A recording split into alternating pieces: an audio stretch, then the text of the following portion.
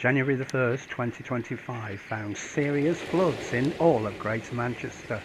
In the Irwell Valley we had 60 millimetres, elsewhere as much as 88 millimetres were recorded. The valley was seriously impacted. Levels higher than this had previously been seen in late November, impacting Ramsbottom. Discharges from the upper fields are seen emptying into the River Irwell here, and indeed the main top field discharge pipe is seen here.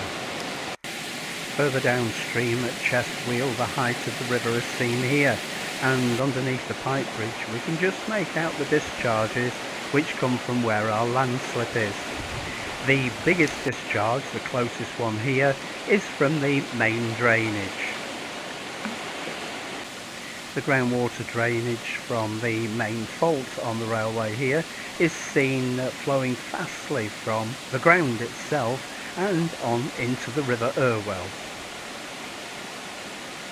This groundwater discharge comes from beneath this very leaning tree which has been impacted by the previous slips along the railway. A better view of this leaning tree is seen from further back. A large volume of surface water drainage can still be seen which comes from the crossing on the main railway. The height of the water meant that the surface water discharge could not be seen, but the light grey shale which you can just pick out here and the orange water shows the location of the groundwater discharge. Moving upward from the river to the track level, we can see here where the track has bowed in the centre of the photograph. This is only within a period of 4 weeks since it was actually levelled for the Christmas period. On the east side of the track, the storm waters can be seen to have flowed right down here and into the dip that's in the railway line here. Adjacent to this we can also find that some of the signalling cables have been impacted by someone trying to drive a car over here and the erosion. The whole thing looks broadly like this. And when you sit back a little bit and take a look from the foot crossing itself, you're able to see a lot more in terms of depth. The back wall on this side of the track is a good measure of how much this landslip is moving, and whereas previously it had been about 9 inches wide, now it's probably the best of about 12, although it's well hidden by the coverage.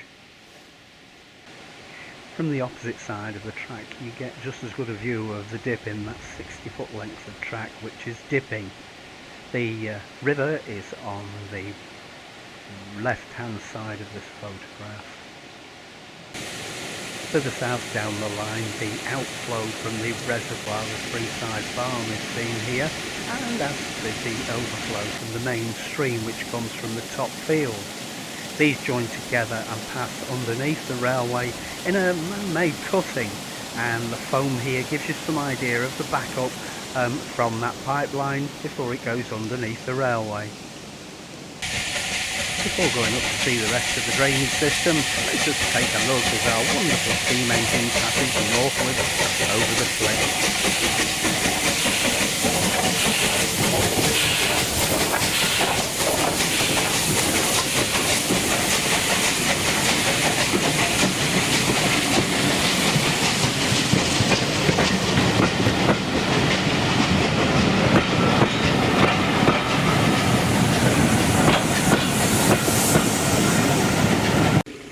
There is a massive area of fields on this side of the railway which drain to this one drain.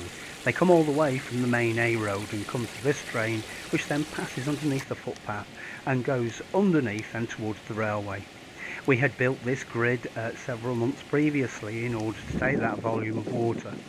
However, there has been no maintenance up here whatsoever, so these blockages that we can see here have reduced efficiency to about 20%. The main footpath to the top of the hill here, which is towards Somerset Station, can be seen to be flowing quite fast. This is after 60 millimetres of rain, don't forget, some 8 hours previously. The drainage system at the top here, which was designed to go into the old Victorian systems, which you've previously recorded on this video, have actually stopped working because of lack of maintenance, and sadly there probably is nobody left to do this maintenance, and so tried to preserve what we've got. So from this vista of fields that we can see here, we can expect to see a continuous flood of water into the landslip area, and probably a lot further movement than we've seen this winter.